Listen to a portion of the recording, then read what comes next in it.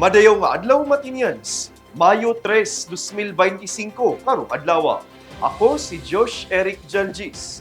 Uban ni kami alang sa mga labas nga mga balita, gikan sa lokal nga panggamhanan, ubos sa administrasyon ni Mayor Michelle Nakpilrabat, ug ania ang atong mga headlines. Pagtukod sa Gaisano Grand Mall sa Dakbayan sa Mati, gikahinaman sa Matinians. Manny Pacquiao ug Amy Marcos mibisita kang MNR. Harley Davidson Owners Group nag-anniversary ride sa Mati. Sa police report, horseback riding training ug launching sa PRO 11 Cavaliers gipahigayon. Siglakas 2025 sa Dorso nagmalampuson ug gatusan ka nature lovers nagkahiusa alang sa City Nature Challenge 2025. Kana ug uban pa sa pagbalik sa Ang Mati Karon.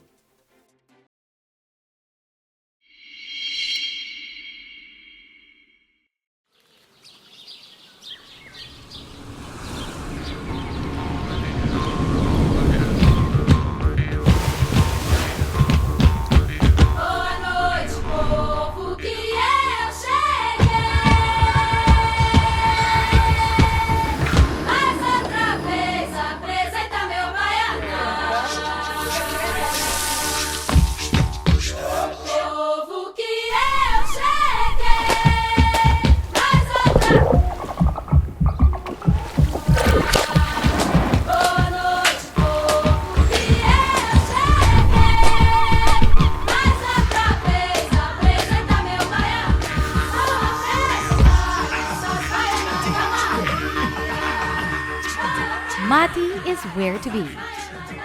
Make it Mati. Maganahay nga di.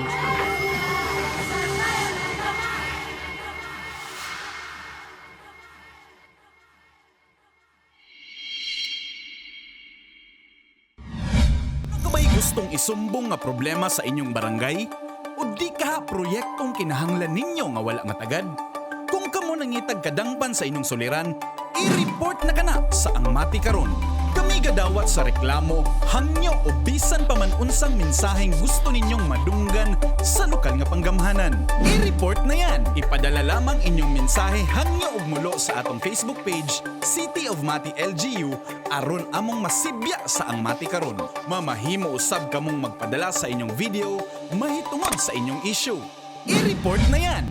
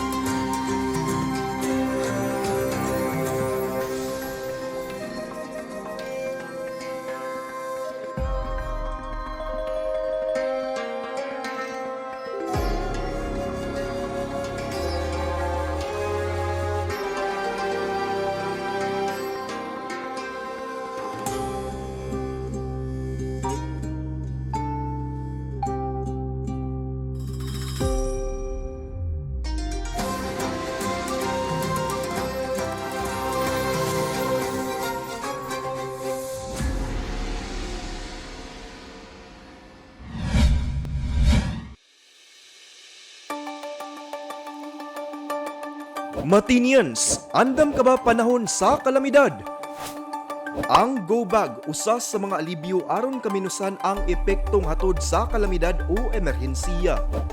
Ali, tabangan ta ka magprepara og Go Bag aron ready ka pirmi.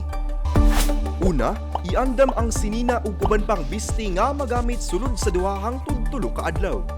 Pagkaong di dali mapan-o sama sa dilata, biskwit, noodles ug uban pa. Tubig mainom, kutsara, tinidor, plato ug plastic bags. Toiletries sama sa toothbrush ug toothpaste, sanitary napkin para sa mga babae, sabon ug shampoo, hand sanitizer ug alcohol. First aid kit sama sa band-aid, mga tambal, ointment para sa mga samad, maintenance medication kung naa. Survival kit sama sa pocket knife na dunay can opener, flashlight ug posporo o lighter, ug pito. Mga gadget sama sa radyo, battery, power bank, charger ug extension cord. Human kini tanan maandam, ibutang kini sa bag na dili dali mabasa. Ang go bag ibutang sa butanganan na dali ra makita. Hinumdumi, mas luwas ang taong andam. I-ready na ang inyong mga go bags, Matinians. Kabalo ka ba? Nga otomatikong kansilado ang klase sa mga eskwelahan kung adunay bagyo, kusog nga pagulan, baha, ug kusog nga linog. Subay sa DepEd Order No. 37 Series of 2022. Otomatikong makansela ang klase gikan preschool hangtod grade 12 kung adunay na issue na tropical cyclone wind signals. 1, 2, 3, 4 o 5 gikan sa Pag-asa o ang Philippine Atmospheric, Geophysical and Astronomical Services Administration. Gawas sa bagyo, otomatikong kanselado sab ang mga klase kung adunay gi-issue ang Pag-asa na orange o red rainfall warning.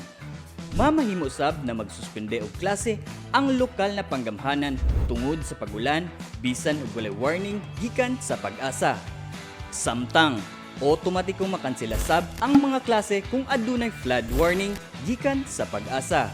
Makansela o masuspende sab ang mga klase bisan og walay flood warning sa Pag-asa kung kini gimando sa lokal na panggamhanan. Sa panahon sa linog, otomatikong makansela ang mga klase kung lapas sa intensity 5 ang gideklara sa PHIVOLCS nakakusgon sa linog. Samtang mamahimong ikansela sa lokal na panggamhanan o mga school principal ang klase kung adunay linog na baba sa intensity 5 ang kakusgon. Kini nga polisiya mausab ang ginasubay sa Commission on Higher Education CONCHED. Karon, kabalo na ka!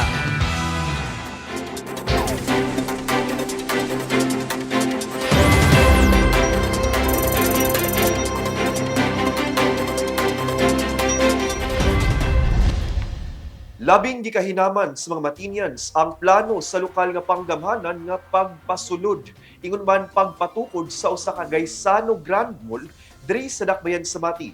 Usa kini kadakong lakang alang sa pagpauswag sa ekonomiya sa syudad. Kung unsa mga detalye kabahin niini, adia ang report. Usa kadakong kalambuan sa ekonomiya sa Dakbayan sa Mati ang gilauman ug labing gikahinaman sa katawhan tungod sa pagpatukod sa Gaisano Grand Mall diri sa syudad. Gibutyag nga ipatukod ang Gaisano Grand Mall sa lugar sa Golden Valley, Madang ning Dakbayan sa Mati diin usa ka billboard ang gibutang sa maong lugar nga nagtimaan sa formal nga pagsugod sa mga preparasyon sa maong proyekto. Gilauman nga ang mall maghatag og daghang trabaho, dugang oportunidad sa negosyo ug mas kumbinyenteng pagpamalit sa mga taga-Mati ug sa kasikbit nga mga lugar. Mapasalamaton ang mga opisyal sa Dakbayan ug mga negosyante sa maong kalambuan nga ilang giisip nga timailahan sa pagsalig sa mga mamumuhunan sa potensyal sa Mati isip usa ka nag-uswag nga sentrong pang-ekonomiya sa probinsya sa Davao Oriental. Sa ulahing semana sa Abril 2025, usa ka representante gikan sa Gaisano Grand Mall ang nakigkoordinar sa buhatan sa Office of the City Building Official aron kuhaon ang listahan sa mga rekisitos alang sa pagproseso sa building permit. Lakip sa mga kinahanglon ang pagtugot sa mga tag-iya sa yuta, tax declaration, construction safety and health program, sketch plan ug road right-of-way clearance gikan sa DPWH ug ubang dokumentong legal. Gipaabot nga magsugod ang konstruksyon sa mall sa dihang makumpleto na ang tanang legal nga rekisitos ug dokumento. Sa pagkakaron, padayon ang koordinasyon sa mga ahensya ug stakeholder aron masiguro ang hapsay nga pagpatuman sa proyekto nga gilangkuban sa dagkong benepisyo alang sa katawhan ning Dakbayan. Ingon man, make it Mati, maganahay nga di. Human sa gihimong rally sa PDP laban dinhi sa Dakbayan sa Mati kaniadtong Abril 15, laing duha ka senatoriable ang mibisita usab dinhi ug nakigkita ni Mayor Michelle Nakpilrabat karong simanaha. Si Jilbis Jean Patalinghog sa report. Nibisita si kanhing senador og karon kandidato sa pagka-senador nga si Manny Pacquiao sa Mati City kaniadtong Abril 28. Gidawat siya ni Mayor Michelle Nakpilrabat sa iyang Pinoyanan sa Dahican, diin sila nagkauban sa usa ka nagtagbo nga puno sa pag-abi-abi. Gipakita ni Pacquiao ang iyang suporta sa mga lokal nga lider ug mipadayag sa iyang tinguha nga makig-uban sa mga lumulupyo sa Mati. Ang iyang pagbisita usa ka bahin sa iyang kampanya alang sa umaabot nga eleksyon. Sa laing bahin kaniadtong Abril 30, 2025, ni bisita usab si Senadora Amy Marcos kang mayorabat sa susamang lugar. Ang ilang panagtagbo nagpakita sa ilang padayon nga pakig-uban og suporta sa lokal nga panggamhanan sa Mati. Ang duha ka mga lider nga nasudnon nagpakita sa ilang interes og suporta sa Mati City nga usa ka dakbayan nga nagpadayon sa pag-uswag ilawom sa liderato ni Mayor Rabat. Ang mga pagbisita naghatag og kahayag sa importansya sa Mati sa nasudnong politika ug ekonomiya. Si Mayor Rabat nga nailhan sa iyang mga inisyatibo alang sa kalambuan sa syudad, nagpasalamat sa pagbisita ug mipadayag sa iyang paglaom nga magpadayon ang suporta sa mga programa ug proyekto sa Mati. Ang mga pagbisita ni Pacquiao ug Marcos usa ka timaan sa ilang pagtan-aw sa importansya sa Mati City ug sa ilang tinguha nga makig-uban sa mga lokal nga lider alang sa kalambuan sa rehiyon. Kini si Jilbis Jean Patalinghog para sa Ang Mati Karon. 55 ka-rider sa Harley-Davidson Owners Group o HOG Davao ang mibisita ug nag-ride sa Dakbayan sa Mati isip pag-celebrar sa ilang 6th anniversary tour. Si Jasmine Tia sa report. Ride On! Nagmalampuson nagipahigayon sa Harley-Davidson Owners Group Conhog Davao Chapter ang ilang ika-unom na anibersaryo ride dinhi sa Dakbayan sa Mati nga naglakip sa pagbisita sa mga tourist spots sulod sa Dakbayan kaniadtong Abril 26 hangtod 27, 2025.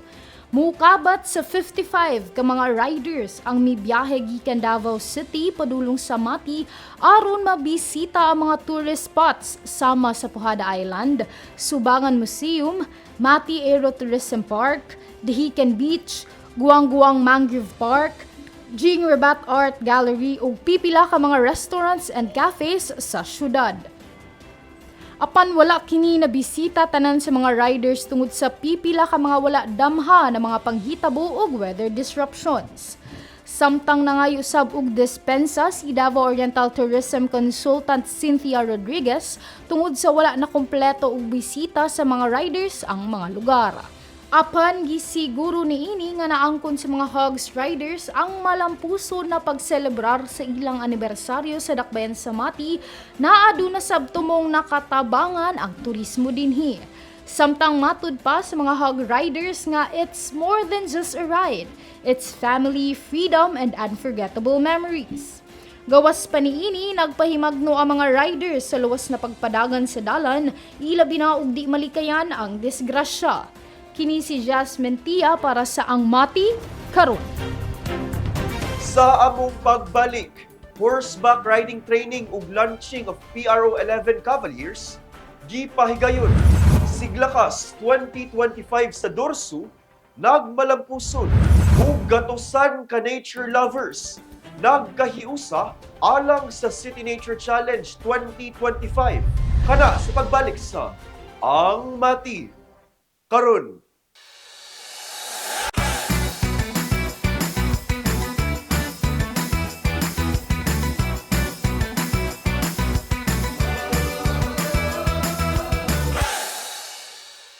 Madayon na adlang Matinyans, ani na sab kita sa tong segment na Matinyans on the Street. Dinhi lamang sa Ang Mati Karon. Adunay usa ka dakong kausaban nga umaabot sa Dakbayan sa Mati ug kini dili lamang usa ka sagarang estruktura. Sa unang higayon sa kasaysayan, andam na ang Mati nga mudawat sa kaugalingong Gaisano Grand Mall, usa ka dako og simbolikong kalambuan nga gilauman nga makausab sa paagi sa pagpamalit, pagtrabaho ug pagpahimulos sa kalingawan sa lungsod mismo. Kini nga mall dili lang tinukod nga konkretong building. Kini usa ka timaan sa paglambo og modernisasyon. Busa alang sa atong pangutana karong sa manaha, unsa imong gibati nga adunay ipatukod nga Gaisano Grand Mall dinhi sa Mati. Taraw ba ni kami ug atong sutaon ang tubag sa mga Matinyans. Akong gibati kay nalipay ko because for me, one of the advantages of this project kay makahatag siya or mag-open siya more job opportunities sa mga tao.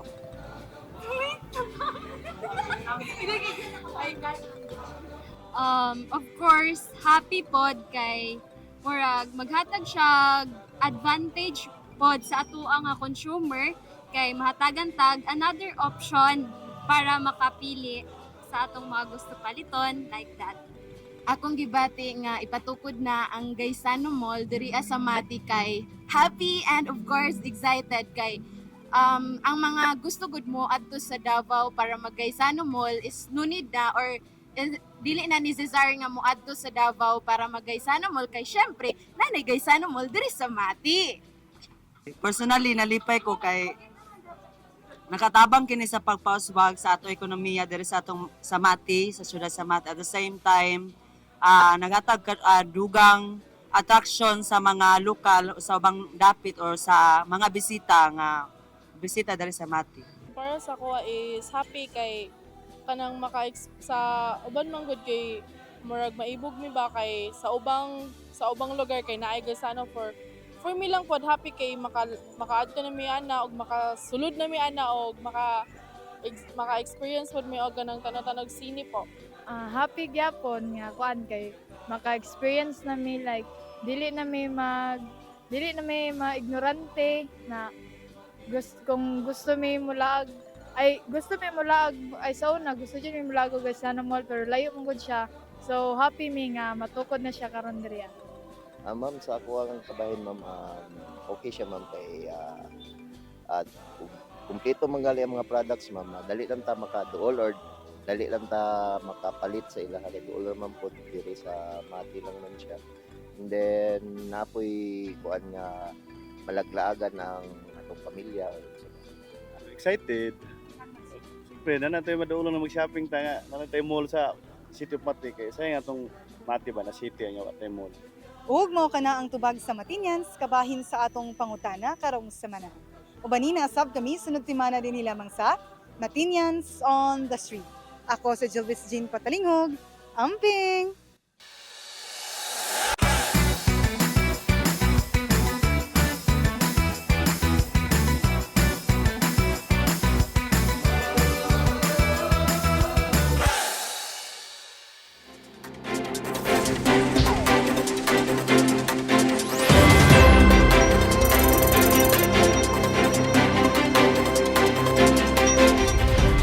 Nagpahigayon og closing ceremony ang Davao Oriental Police Provincial Office kon dopo sa programang horseback riding training ug launching sa mga PRO 11 Cavaliers didto sa Menzi Resort sa Barangay Dahican ning Dakbayan sa Mati kaniadtong Abril 28, 2025.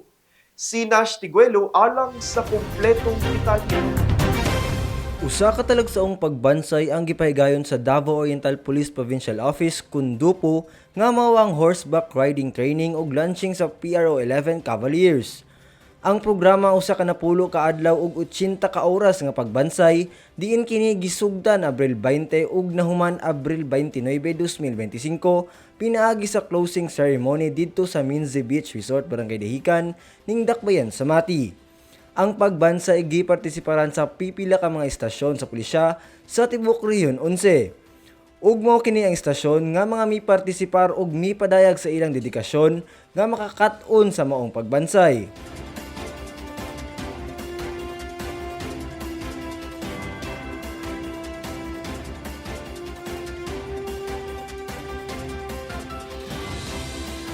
Atol sa seremonya, highlights niini mao ang pagpakita sa talagsaong kahana sa PRO 11 Cavaliers, pinaagi sa basic fundamental sa horsemanship, sama sa mounting ug dismounting, proper riding posture ug badik gaits. Pagkahuman sa batakang demonstrasyon, gipakita sa opisyal ang teknik sa advanced maneuvers, labi na pagresponde kung adunay emerhensya ug pagkontrol sa lihok sa kabayo. O gipakita usab sa mga opisyal ang ilang specialized skills alang sa mounted patrol, partikular na ang cantering ug obstacle navigation, riding formation ug desensitization nga pagbansay.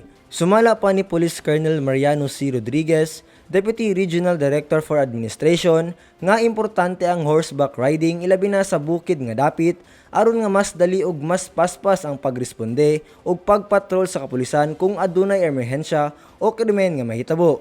Unang-una, itong horseback patrol natin ay napakahalaga sa mga lugar na bulubundukin, yung mahirap na puntahan ng ordinaryong sasakyan, yung 4 wheels natin, yung 2 wheels natin. So that's why it was conceptualized o kinonsepta nating regional director na si Brigadier General Leon Victor Rosete. May magamit sila at hindi mahirapan ng mga nagpapatrol natin mga pulis sa mga liblib na lugar. Gisaysay usab ni Police Colonel Rodriguez nga dakong bintaha ang horseback riding sa pagpatrol sa mga lubak nga dalan nga dili kayang abuton sa mga sakyanan. May mga bagay-bagay naman na pwede rin nating i-adapt yung mga sinaunang panahon because of the challenges sa terrain nga po. Hindi naman po lahat ng mga mechanized na sasakyan natin ay kayang akyatin yung mga liblib na lugar. Maganda rin pong balikan yung nakaraan na sa tingin natin ay napakagandang kagamitan. Nung unang panahon nga po, di ba, ito yung mga kabalyeros natin ay napaka-dignified pag sila ay nagpapatrolya, di ba? That's why naisip din talaga. So hindi po tayo bumabalik at nagiging papaurong. Hindi po. Ito po ay isa sa innovations na naisip ng ating regional director para makatulong at mapunuan ang ating mga pagkukulang sa mga lugar na hindi napupuntahan ng mga ordinary sasakyan. Ang gimog na nga patrol nagtumong sa pagpalambo sa kasiguruhan sa bukid nga dapit, pagpaligon sa relasyon sa komunidad ug pagsuporta sa turismo sa hilit nga mga dapit. Ang presensya sa mga opisyal sa kabayo nagpalambo sa visibility, nagtanyag sa pagpugong sa krimen ug nagpalambo sa pagsalig sa publiko. Kini si Nash Tiguelo para sa Ang Mati Karon. Nagmalampuson ang Siglakas 2025 sa Davao Oriental State University kung diin nagsangka ang 12 ka faculties ug extension campuses sa maong universidad kaniadtong Abril 21 hangtod 25. Si Peter John Buencamino sa report.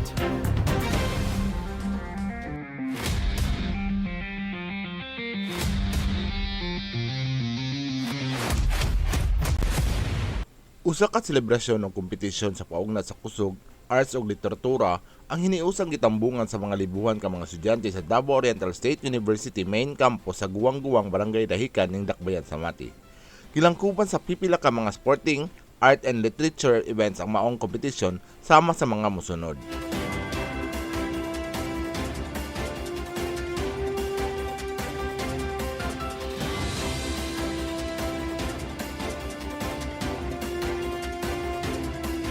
Naangkon sa Faculty of Computing, Engineering and Technology, Tribe of Stallion ang overall first place sa Siglakas 2025 kung diin nakakuha sila og 142 ka gold, 38 ka silver o 51 ka bronze. Samtang champion sa sports category ang San Isidro Campus Tribe of Hornets, sa Pikas Bahin nakupot sa Faculty and Teachers Education ang championship sa socio-cultural category sa Siglakas. Aniya ang final and official ranking sa Siglakas 2025.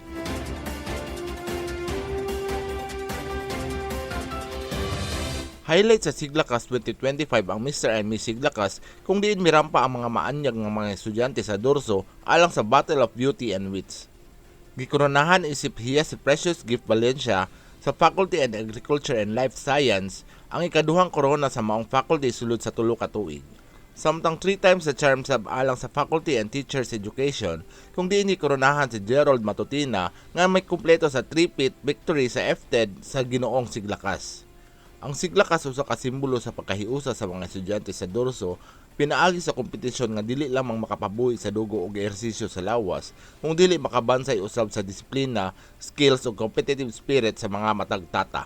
Kini si Peter John Buencamino para sa Ang Mati Karon.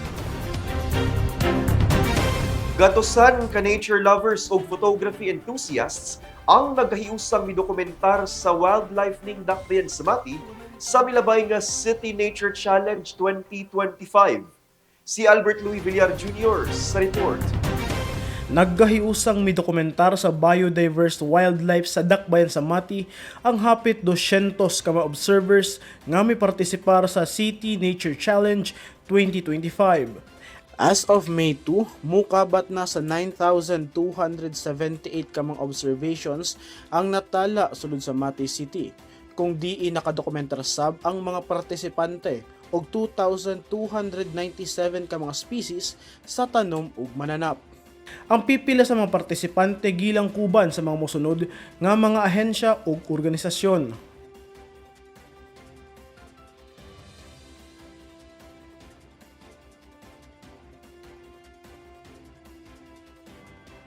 Ubay-ubay ka mga mananap sama sa mga beetles, lizards, mammals, birds o sea creatures ang napitikan sa mga partisipante. Pamatuod sa biodiversity and healthy environment sa Dakbayan sa Mati.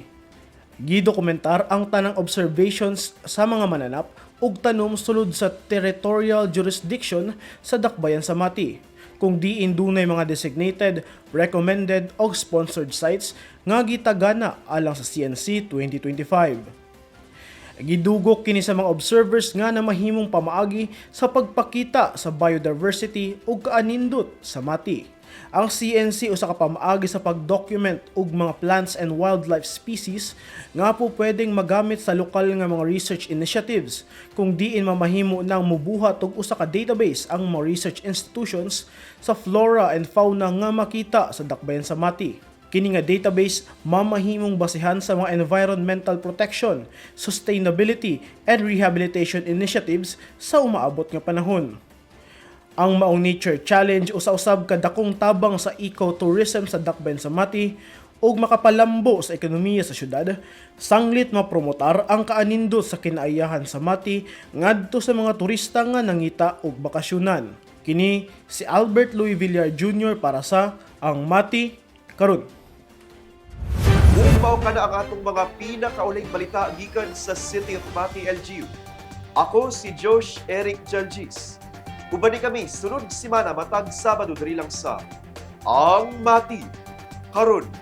Atong kanunay hinumduman nga magmakusganon, magmatinabangon ug magmahigugmaon matag adlaw.